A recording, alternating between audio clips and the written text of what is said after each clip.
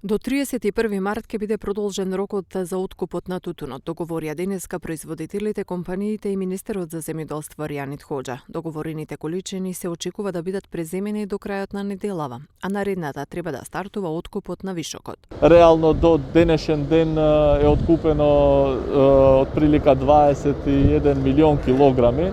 Заклучно со утрешниот ден очекуваме 98% да се заокружи договореното производство на тутун и предаденото, односно откупеното. И после тоа ќе продолжи и откупот на вишокот на тутун, што е реално најголемиот проблем во ова сезона.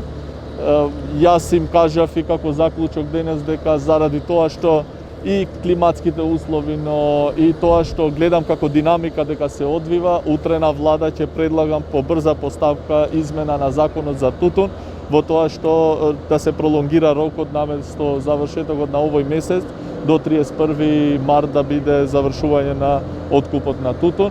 Според Хоџа, вишокот тутун е главно во Долнени и тука треба да се засили динамиката. Како што кажавме и се согласивме да спасиме тоа што е од ова лоша сезона на откупот на тутун.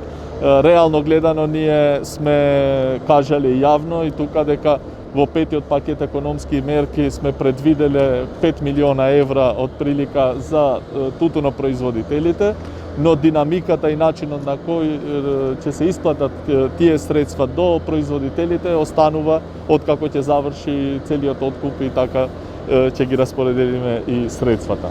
Инаку, иницијативниот одбор не се согласува со 5 милиони евра да се покрива разликата во цената. Тоа треба да е ковид мерка и да се распредели по килограми произведен тутун. Ако државата мисли дека со тие 10 до 12 денари ќе ни ги надомести загубите од 60 до 90 денари, греши. Само ќе ги понижи и тутунарите, потенцира Мирчевски.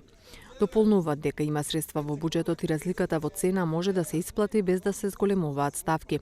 Таков предлог денеска му доставиле и до министерот. Председателот на Сојузот на тутунски здруженија Менде Стомнарски истакна дека за откуп се останати уште 2 милиона килограми договорен тутун, како и дека компаниите се подготвени да преземат уште 2 милиони килограми.